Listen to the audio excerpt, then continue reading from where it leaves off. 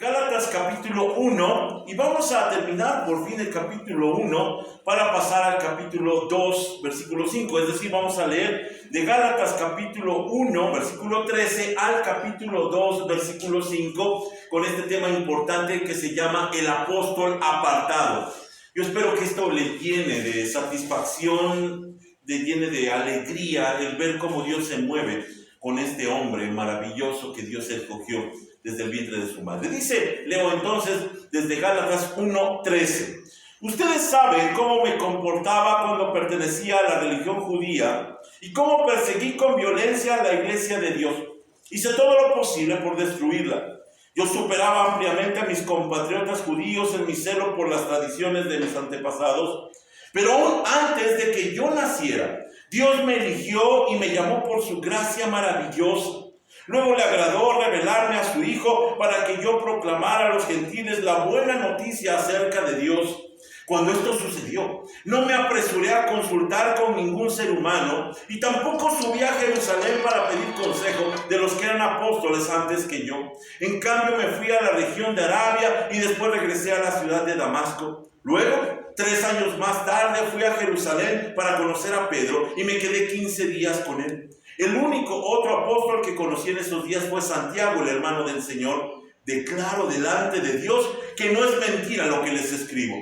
Después de esa visita, me dirigí al norte a las provincias de Siria y Cilicia, y aún así, las iglesias en Cristo que están en Judea todavía no me conocían personalmente. Todo lo que sabían de mí era lo que la gente decía. El que antes nos perseguía, ahora predica la misma fe que trataba de destruir, y alababan a Dios por causa de mí.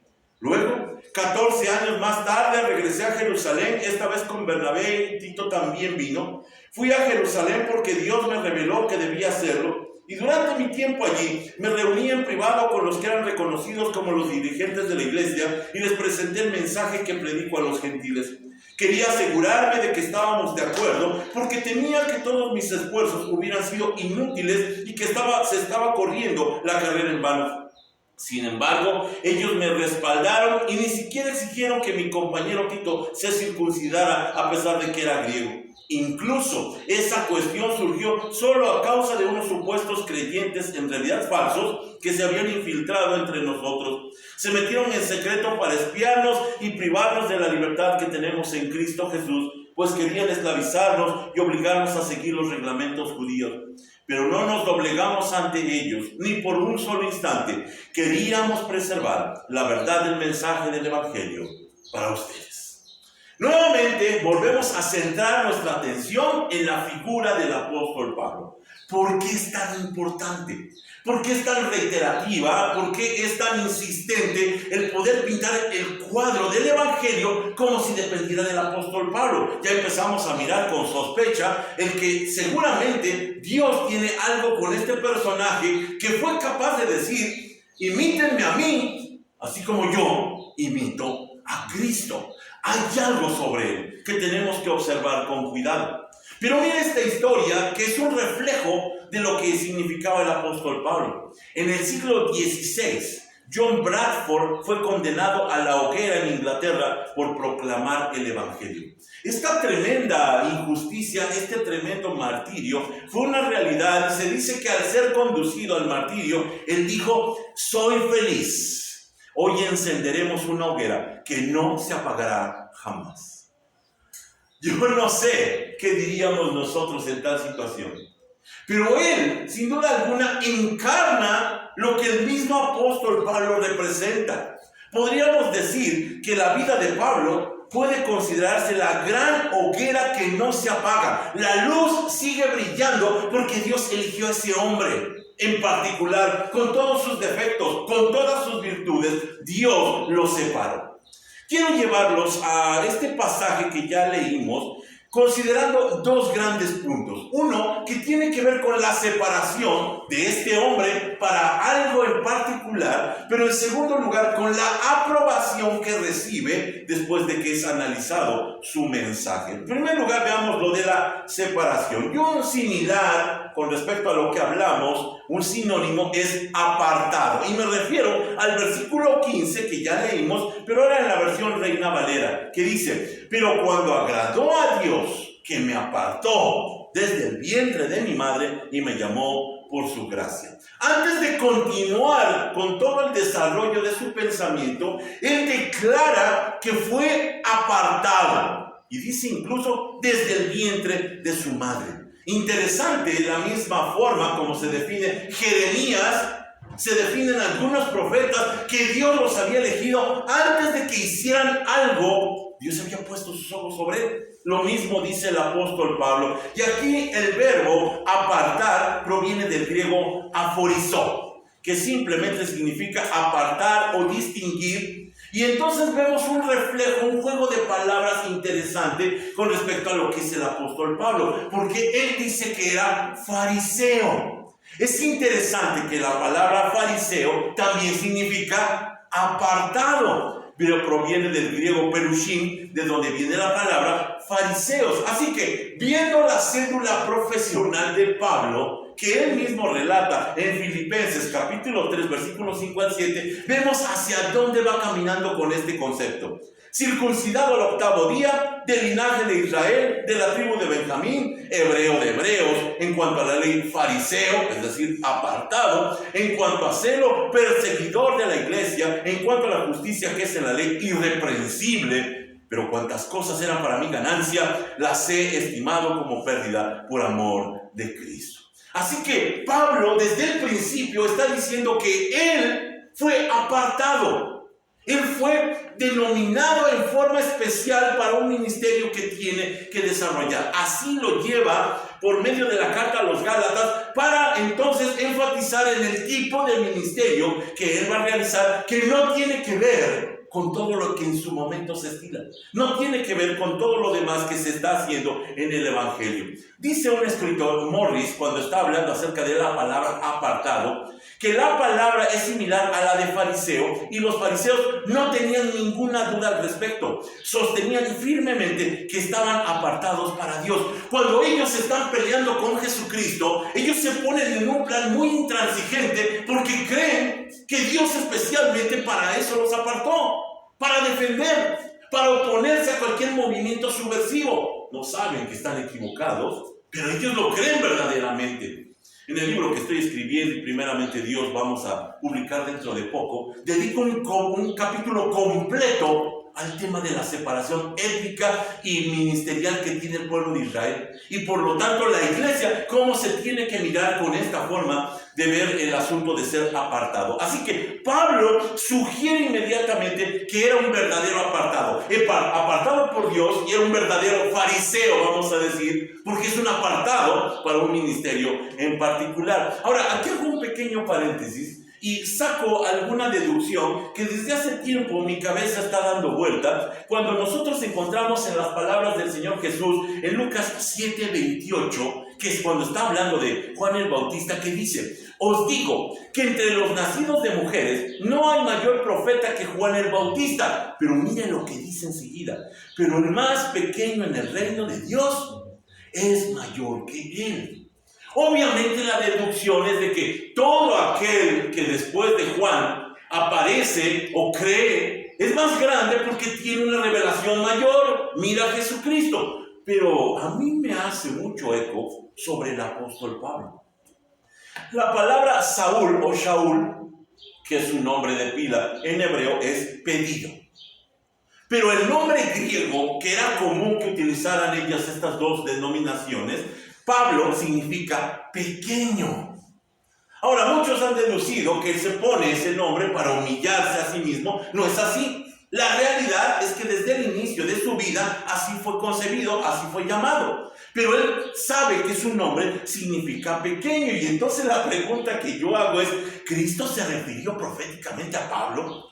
Es decir, Juan el Bautista es antes de Cristo, pero después viene el apóstol Pablo y es un tamaño de personaje, a pesar de que es el más pequeño, es el más grande. De aquí viene nuestra teología, de allí viene la formación de la iglesia. Y entonces yo digo: ¿será que el Señor Jesús sabía acerca del pequeño Pablo que ya estaba sonando desde antes? No lo sabemos. Aquí hay unas anotaciones extras. Benjamín, que es la tribu de donde viene él, se dice que era la tribu de menor tamaño, era el hijo menor de los dos hermanos hijos de Jacob. Era la tribu más aguerrida. Así que con esto en mente, Pablo se refiere a sí mismo y dice en 1 Corintios 15, por último, como a un abortivo, otra vez, en la pequeñez, se me apareció a mí. Yo soy el más pequeño de los apóstoles. Él es Pablo. Y no soy digno de ser llamado apóstol porque perseguía la iglesia de Dios, pero por la gracia de Dios soy lo que soy. Y su gracia no ha sido en vano para conmigo. Antes he trabajado más que todos ellos, aunque no yo, sino la gracia de Dios que está conmigo. Él dice que ni siquiera debía ser considerado hijo de Dios o cristiano, porque dice que es un perseguidor, pero él por eso se autodenomina como el más pequeño. Y sin embargo, la paradoja es que es el más grande, incluso sobre los 12 en importancia teológica. Así que Pablo nuevamente vuelve a llamar nuestra atención. ¿Quién es él? Y tenemos que volver a observarlo. El versículo 13, que ya leímos y vuelvo a reiterar, dice: ustedes saben cómo me comportaba cuando pertenecía a la religión judía y cómo perseguí con violencia a la iglesia de Dios. Y añade: hice todo lo posible por destruirla. Dos cosas que llaman la atención. Primero dice, ustedes saben, es decir, que todos conocían su testimonio, todos sabían quién era él, ya había cundido a lo largo de todo el Imperio Romano acerca de la historia del hombre que antes era perseguidor y ahora era promotor del reino de Cristo. Así que nunca ocultó lo que había sido, ni siquiera por la vergüenza de ser perseguidor antiguamente de la iglesia, porque como él dice, hice todo lo posible por destruirla. Ahora, lejos de que nuestra mente se vaya a pensar en él como un asesino en potencia, lo que él quería destruir era la influencia del cristianismo. Él quería desacreditar al cristianismo, apresar a los cabecillas, los líderes de la iglesia, para entonces acabar de una vez por todo con esto que él pensaba que era una herejía en contra de la verdadera religión que él profesaba. Así que él está en este trabajo y no pudo destruirla, y sin embargo se convirtió en su más férreo defensor. Como dicen los versículos 23 y 24, todo lo que sabían de mí era lo que la gente decía. El que antes nos perseguía ahora predica la misma fe que trataba de destruir, y alababan a Dios por causa de mí. Ya todos era bien conocido qué personaje era. Ahora, el testimonio del apóstol Pablo nos muestra que Pablo no estaba buscando una verdad alternativa. Él no estaba en búsqueda de algo como para satisfacerse, sino que fue sorprendido de pronto con la verdad cuando llega a esta cita con Jesucristo. Así que es mentira que él hizo alguna deducción, algún ajuste en donde llegó a cambiar la teología o llegó a cambiar el pensamiento, sino que más bien nos presenta que Cristo es el que transforma la mente y transforma todos los panoramas. Esto contrasta muchísimo con muchos que están buscando nuevas revelaciones. Uno de los últimos del siglo XVIII, del siglo XIX, Joseph Smith. Este hombre, este joven que en ese momento no estaba de acuerdo con el movimiento cristiano en general, el movimiento evangélico, funda el mormonismo. Estaba buscando algo. Mire, cuando estamos buscando algo lo vamos a encontrar. Pero no necesariamente es Dios. Pablo no lo estaba buscando. Es la verdad buscándolo a él. Lo encuentra y lo transforma. Así que lo llama para ser su apóstol. Dice entonces que él es elegido. Dice el versículo 15: pero aún antes de que yo naciera, Dios me eligió y me llamó por su gracia maravillosa. Es interesante cuando dice Dios me eligió. Como bien ya vimos, el griego es aforizó, pero no está hablando solamente de ese llamamiento o esa elección para ser ministro, sino que está hablando de que Dios en él vacía su gracia para rescatarlo. Y esto lo vemos incluso en un similar cuando él está hablando en Romanos 9:11 acerca de los hermanos gemelos que incluso desde dentro del vientre ya habían sido elegidos. ¿Se acuerdan? Los hijos de Isaac, Esaú y Jacob. Dice él en Romanos 9:11. Sin embargo, antes de que nacieran, antes de que pudieran hacer algo bueno o malo, ella recibió un mensaje de Dios. Este mensaje demuestra que Dios elige a la gente según sus propósitos. Por eso dice él, yo fui elegido antes de nacer. No es por algo que nosotros hagamos que Dios pone sus ojos en nosotros. Nosotros incluso aún no pisamos esta tierra y Dios ya nos destinó. Dios se anticipó. No podemos decir que fue por algo bueno que haya visto en nosotros. Ni siquiera existíamos. Dice el apóstol Pablo que sin embargo Dios lo apartó. Dios lo eligió. La gracia no es algo que podemos alcanzar. Y eso es lo que está enfatizando a los Gálatas. No es por medio de un judaísmo ortodoxo, de algunos hechos de obras, sino es por el pleno gusto y el puro gusto de Dios de llamarnos y tocarnos. Y si usted y yo estamos en este lugar, es porque Dios lo determinó. Y ese es el testimonio de Pablo. Y ese es el testimonio del creyente. Nadie delante de la presencia de Dios el día de mañana podrá decir, pues yo sí me lo merecía. Todos estamos con la expectativa y la claridad de que no debíamos estar en ese lugar. Pero Dios nos eligió. Ahora, ¿para qué lo eligió? Dice el versículo 16, luego le agradó revelarme a su Hijo para que yo proclamara a los gentiles la buena noticia acerca de Jesús. Es decir, para que Él fuera a los apartados. Mire la conjugación de ideas. Él es un fariseo apartado, un ex fariseo, y es un apartado por Dios para ir a los apartados. Es un concepto que da vueltas y gira en sí mismo, y dice él que Dios lo apartó, lo eligió, lo separó para los excluidos. En el capítulo 3, versículo 8, un poquito más adelante, dice Pablo, es más, las escrituras previeron este tiempo en el que Dios haría justos a sus ojos a los gentiles por causa de su fe. Dios anunció esa buena noticia a Abraham hace tiempo cuando le dijo, todas las naciones serán benditas o bendecidas por medio de ti. Es decir, se está cumpliendo la promesa del Antiguo Testamento en el tiempo de Pablo. Y dice Pablo, yo fui llamado para eso, no para predicarles a los judíos. Eso se encargan los 12.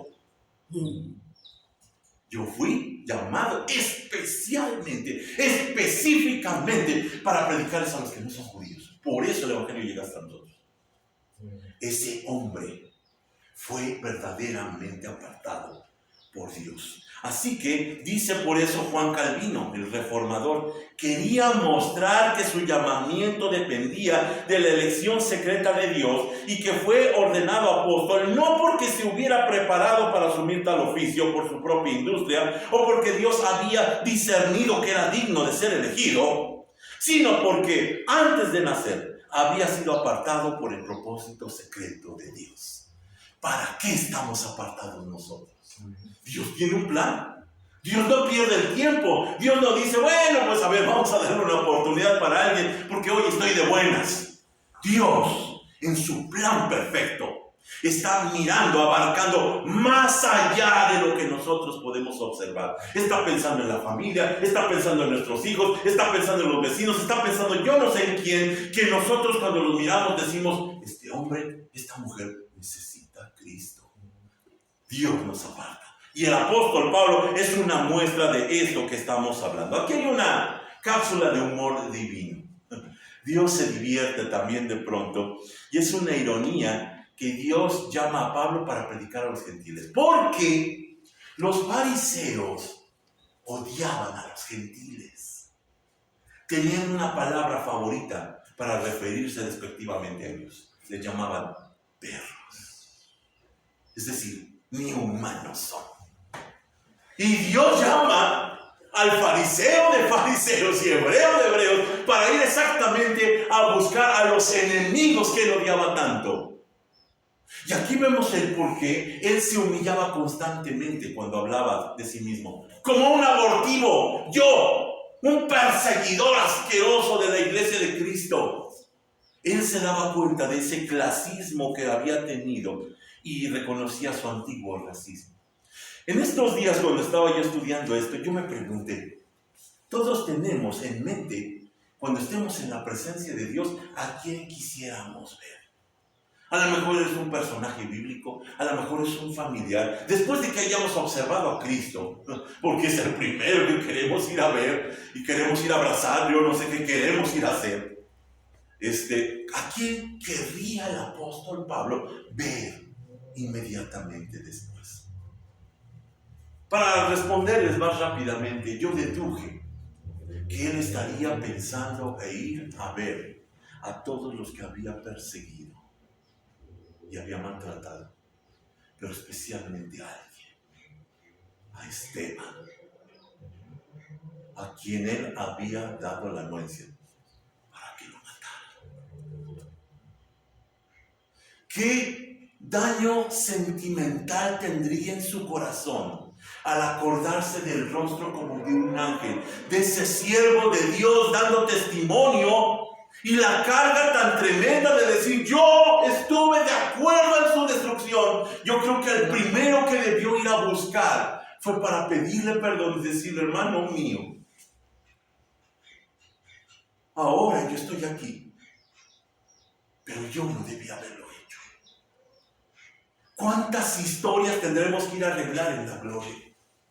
¿Cuántas cosas en donde lastimamos, maltratamos en nuestra ignorancia y de pronto nos damos cuenta no fue justo? Y esto es lo que es el apóstol Pablo. Es un hombre lastimado sentimentalmente, moralmente, que reconoce que en ninguna forma él se merecía estar allí, pero que Dios lo destinó para su gloria, para predicar a los gentiles. ¿Qué historias se contarán en la gloria?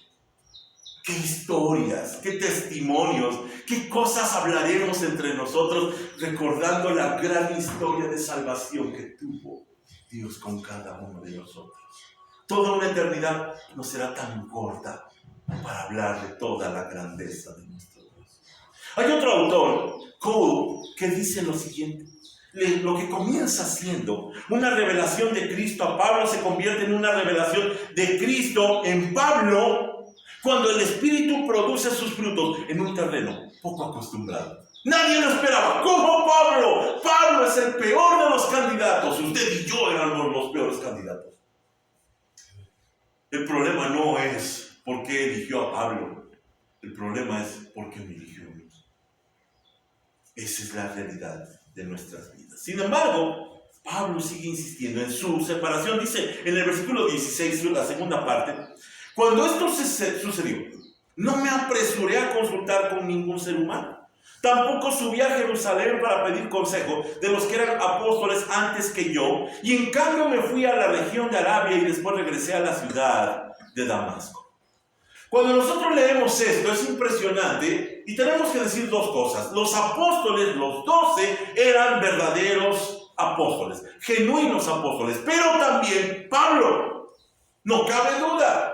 Allí está la evidencia, allí está el testimonio, pero su llamado no provino de ellos ni recibió confirmación por parte de ellos. Y hermanos míos, estamos ante una revelación tremenda. La sucesión apostólica no se puede sostener. ¿Qué pasa con Pablo? Él no recibe el evangelio de los demás apóstoles, lo recibe directamente de Jesucristo. Y dése cuenta que las luchas denominacionales, las luchas sectoriales del cristianismo, como se llame, siempre vienen por quien es sucesor de los apóstoles.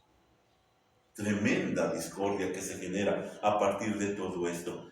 Sin duda alguna, no tiene que ver con Pablo. Y dice en el versículo 18, luego 3 años más tarde, fui a Jerusalén a conocer a Pedro y me quedé 15 días con él. ¿Cuánto tiempo?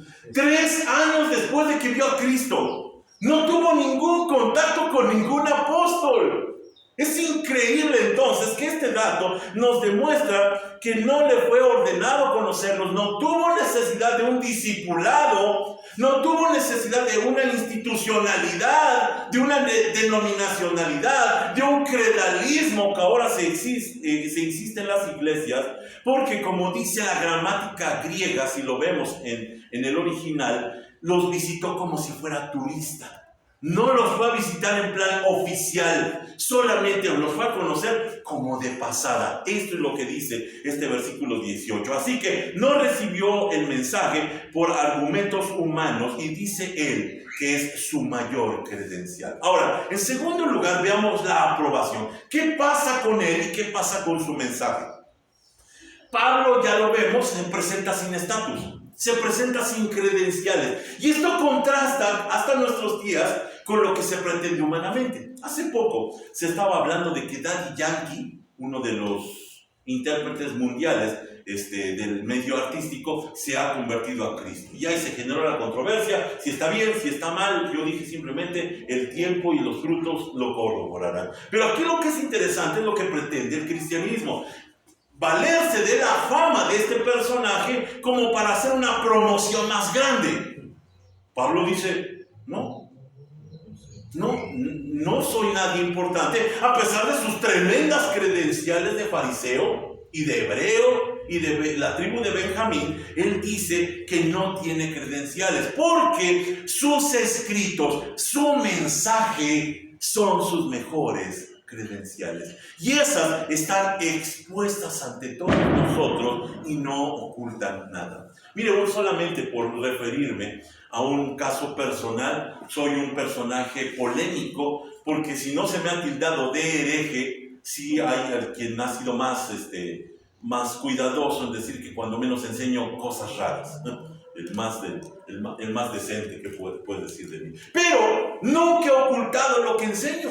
Incluso hay un canal de YouTube en donde se puede verificar todo lo que enseño y puede estar de acuerdo o no, pero la mayor credencial no es mi formación, sino es siempre el mensaje. Eso es lo importante, no el mensajero. Y Pablo insiste en que es su mensaje el que avala su ministerio. Con esto en mente, entramos al capítulo 2, versículos 1 y 2. Luego, 14 años más tarde, vean las cifras, regresé a Jerusalén, esta vez con Bernabé, y Tito también vino. Fui a Jerusalén porque Dios me reveló que debía hacerlo, y durante mi tiempo allí me reuní en privado con los que eran reconocidos como los dirigentes de la iglesia y les presenté el mensaje que predico a los gentiles. Quería asegurarme de que estábamos de acuerdo porque temía que todos mis esfuerzos hubieran sido inútiles y que estaba corriendo la carrera en vano.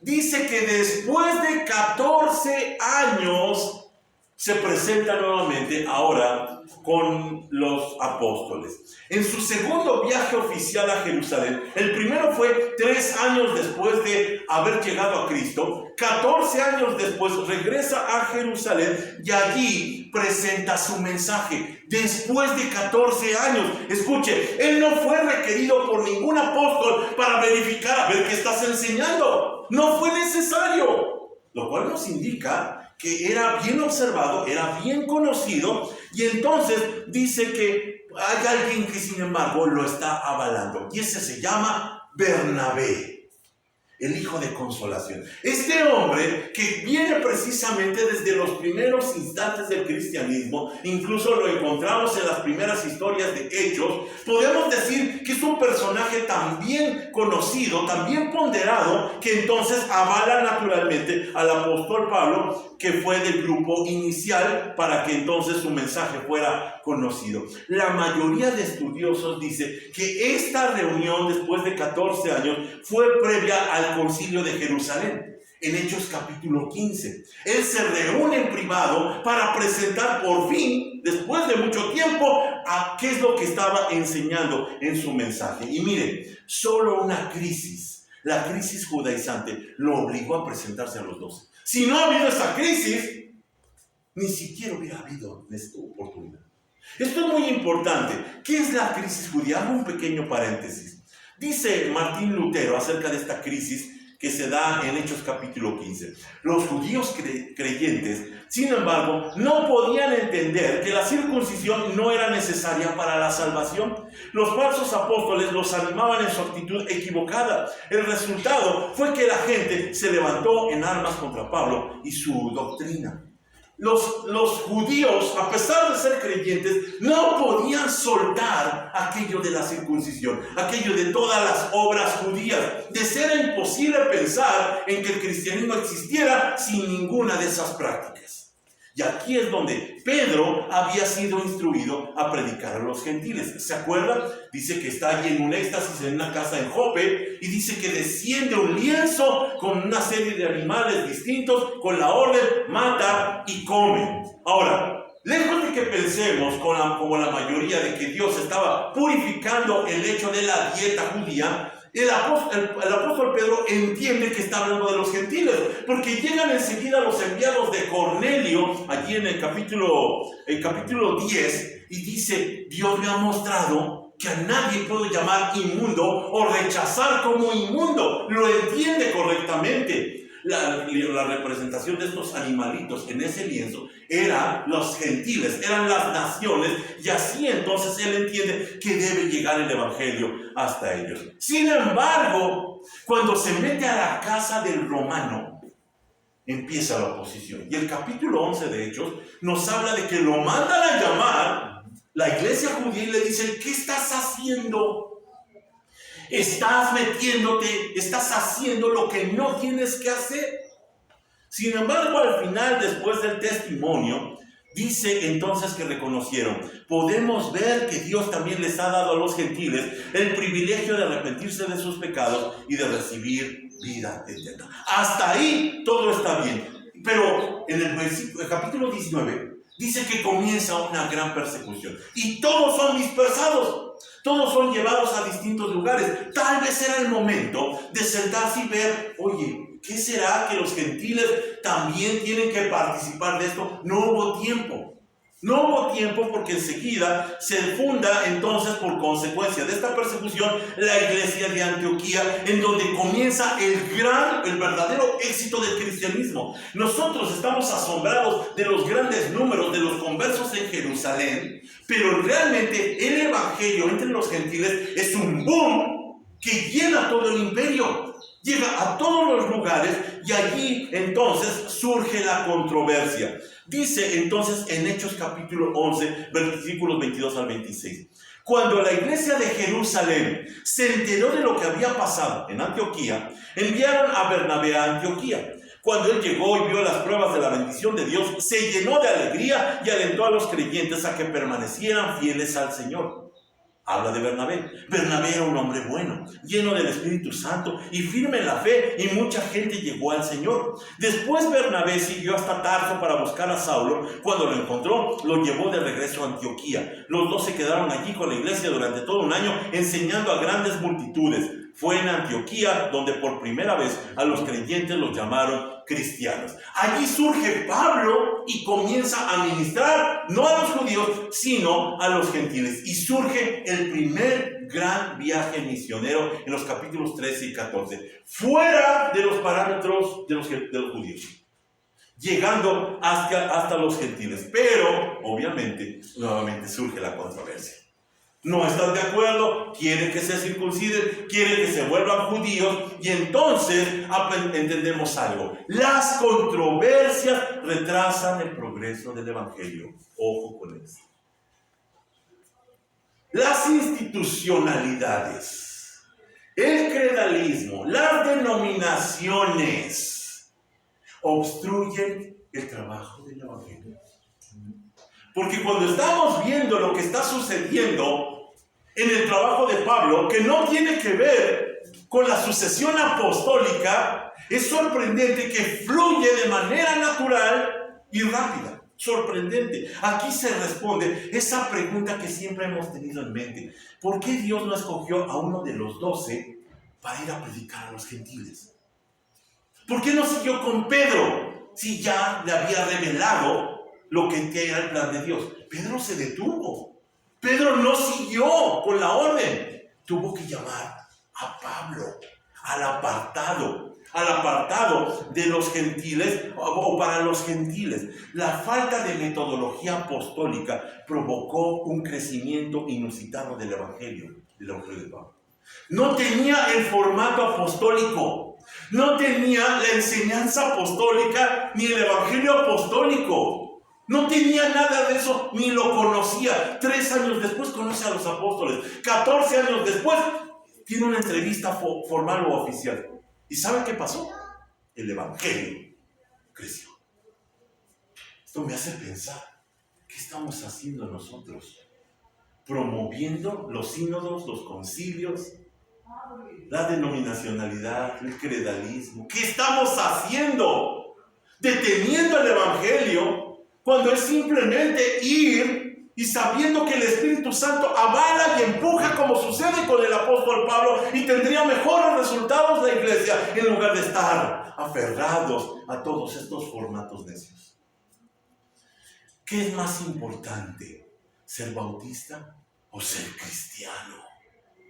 Dice en el pasaje de Hechos, allí fue donde la primera vez se les llamó cristianos. No fue en Jerusalén. No fue con los apóstoles oficiales, los 12. Fue en el lugar donde el Evangelio estaba libre. Donde no tenía formatos pesados ni institucionalidad. Así que cuando nosotros vemos esta eclesiología que Pablo está presentando, que no tiene el formato apostólico, vamos a darnos cuenta que Dios ya estaba hablando por otros medios. Por ejemplo, Juan también insiste en no centralizar el ministerio de Jesús en los 12. Él no habla casi de los 12, él habla de los discípulos en general. Sí menciona a los 12, pero no los llama a los 12, ni los llama apóstoles. Les dice también, igual que los demás, discípulos, igual que todos los demás. Por el otro lado, tampoco formaliza ni apoya ninguna práctica litúrgica. Él no habla del bautismo ni de la cena del Señor. No estoy diciendo que está en contra, pero a él no le es importante. Él no está tratando de institucionalizar nada de eso, sino que enfatiza en el amor y la fe, y por eso es llamado el apóstol del amor. ¡Qué distinto! ¡Qué distinta visión! ¿En dónde estamos centrando nuestra atención? ¿En dónde estamos poniendo nuestra confianza? Sin duda alguna, nosotros tenemos que volver a reanalizar. Pero en los próximos temas vamos a analizar las dos posturas. La postura de la apostólica y la postura hacia los gentiles, para ver exactamente a qué se está refiriendo. Pero mientras nos quedamos con el testimonio de Pedro. Después de esa entrevista, ¿qué dice Pedro? Y él lo relata en su segunda carta, capítulo 3, versículo 15. Y recuerden que la paciencia de nuestro Señor da tiempo para que la gente sea salva.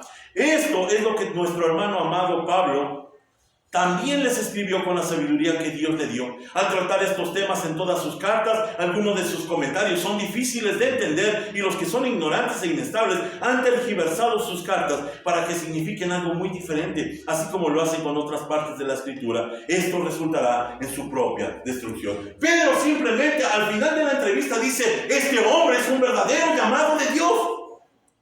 Incluso dice, a veces ni le entiendo, pero es un verdadero apóstol. No les quedó más que reconocer que Dios lo había apartado. No había más que decir en contra de su mensaje. Así que entendemos esto. La teología de Pablo era y es impecable. A pesar de que no tiene la formación apostólica. A pesar de que no tiene los nexos judíos. A pesar de que ni siquiera estuvo presente en el ministerio terrenal del Señor Jesús. ¿Cómo hace eso Pablo? La gracia de Jesucristo. Más grande, más amplia, más maravillosa que todo lo que podamos imaginar. Así que aprendemos esto. La Escritura no se vuelve verdadera por el respaldo de un concilio. Más bien, el concilio reconoce la Escritura como tal. El mensaje se reconoce como de Dios, no porque alguien lo avale humanamente, sino porque ante los ojos de aquellos creyentes lo reconocemos la verdad. Esto es importante. Pero por último lugar, no solamente avalan su mensaje, sino también su práctica. Y dice el versículo 3, sin embargo, Ellos me respaldaron y ni siquiera exigieron que mi compañero Tito se circuncidara a pesar de que era griego. Ahora, aquí sucede algo interesante porque seguramente los judaizantes, los opositores, estaban esperando ser respaldados por los 12. Son nuestros hermanos, son también del mismo lugar. Y qué sorpresa, al que terminan respaldando es a Pablo, con el que tenían controversia. Al que tanto denunciaban porque ni era apóstol, decían ellos, porque no sabemos de dónde sacó su doctrina. Los apóstoles se dan cuenta que quien tiene la razón es el bendito apartado de Dios, el apóstol más pequeño y a la vez el apóstol más grande. Como dice los versículos 4 y 5, incluso esa cuestión surgió solo a causa de unos supuestos creyentes, en realidad falsos, que se habían infiltrado entre nosotros. Se metieron en secreto para espiarnos y privarnos de la libertad que tenemos en Cristo Jesús, pues querían esclavizarnos y obligarnos a seguir los reglamentos judíos. Pero no nos doblegamos ante ellos ni por un solo instante. Él se mantiene firme y a pesar de que tienen la gran carga judía y son los grandes líderes judíos, Pablo se pone firme y los mismos apóstoles, los 12, reconocen: el que tiene la verdad, el que tiene la razón es Pablo. Lo reconocen como tal. Pablo, sin embargo, lo vamos a ver en la próxima sesión, sí se voltea con Pedro y lo regaña. Tiene una autoridad superior que Pedro. Entiende mejor el cristianismo, entiende mejor la verdad. Así que vemos cómo se presenta ahora, en lugar de Bernabé, también Tito. Este hombre, que por cierto tenemos una carta en nuestra escritura dirigida hacia él, que era gran colaborador del apóstol Pablo, se dice que era la prueba viviente de la salvación por gracia, gentil e incircunciso. Y dice que incluso viéndolo, que era claramente todo lo opuesto de lo que eran ellos, dice que no se metieron con él. No lo obligaron a nada, no podían. Respetaron entonces también la práctica del apóstol Pablo. Cuando está él hablando en contra de las prácticas judías, los mismos apóstoles le dan la razón. Los mismos 12 tienen que doblar la cabeza y decir: Pablo tiene la razón. Dice Lutero nuevamente: Pablo no condenaba la circuncisión como si fuera pecado recibirla, pero él insistía, y el concilio lo sostuvo, que la circuncisión no tenía nada que ver con la salvación y por lo tanto no debía imponerse a los gentiles. Así que la victoria contra sus opositores queda clara con la aprobación del magisterio apostólico. ¿Para qué sirvió el magisterio apostólico? Para aprobar el mensaje de Pablo. Para eso sirvió.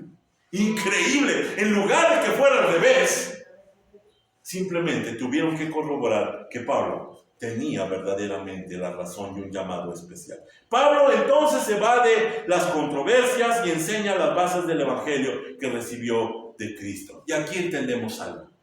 ¿Por qué es importante Pablo? De Pablo dependía la llegada o no del nuevo pacto en nuestros días. Si hoy nosotros estamos sentados y estamos estudiando la palabra de Dios, fue por este bendito hombre que Dios llamó y apartó.